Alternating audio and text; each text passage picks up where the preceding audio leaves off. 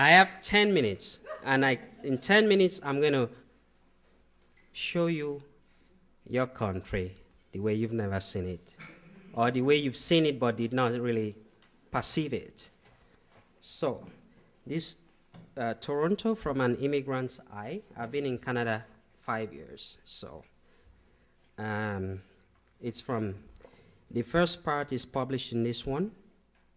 The major manuscript itself is in press, like the lady said, the good lady. And it's called Globetrotter because I've moved around a bit. Toronto is Amsterdam adrift at sea. It breathes the open Atlantic, where lines and angles blur and bend into mist. Toronto is Prague without her hankering of narrow streets, narrow sky, and virgin tight apartment blocks. It is London, long jumping our imperial shadows, Trafalgaring into space. In winter, the north comes to visit without our lights. Not even Scheveningen could breathe such bone-bending blasts. Sir Winter, gruff, arthritic old braggart with woolly mane, is that snow on his head? Or is it showing Inca's hair fluorescent against the night of Africa's dark politician? As we sit in Düsseldorf, in a foyer of smoked hoteled wine, and eye the question. Photographer, you have no perspective. Why does the Autobahn between Scarborough and Etobicoke, where the roads scream and cry, rubber, rubber, tears long as a calendar year?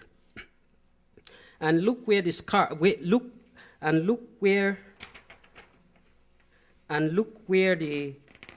just a minute. And look where the streetcar has left a scar in the brush flower as it goes Berlining around Queens Avenue. The white draped Reichstag is not here. There should be no hurry to undress it with tourist eyes. What does the endless North American sky reveal? Like those sex workers in Amsterdam's love quarters. She says simply, I am wide open. So the streetcar becomes a tram in slow phallic rush on Lambermeerdervoort in The Hague, flirting foolishly with the horizon. The red light flashes where there are no red light districts. The streetcar stops to gaze at lovers trundling down the avenue, down Dundas, heavy with love and its weight, to Eaton Center, where hearts pump more round from the fondling and folding of love's caress. Amongst the ruin and jazz of the old distillery, young Toronto steps outside of Troy in full teenage glare, hair streaked with lightning, because a girl smells better. She brushes a sweeter's kiss and the sun off a thundering skin where all colors meet. Where all colors meet. A rainbow democracy signals spring in affairs of state.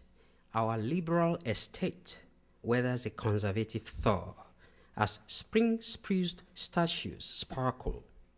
What green leaves and trees do too, happy as the woodworm is happy.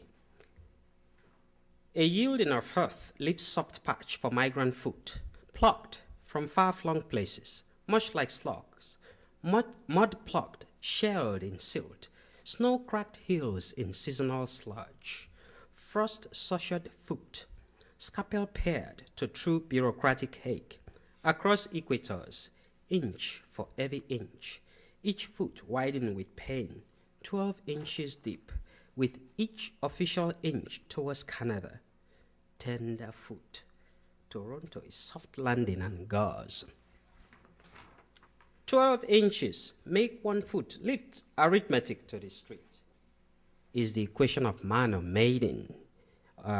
You meet yellow, white, black, simple, gray, unabashed brown, or simply Canadian.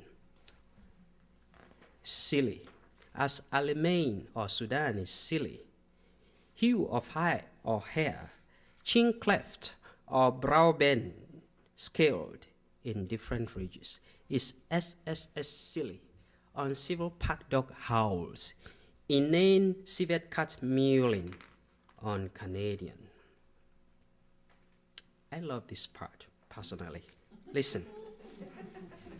It's like a love affair between me and Toronto. Say, Toronto, city of rainbow and covenants, under the shade of the maple leaf. Fork-tongued, full of babble, coherent as Babel is not.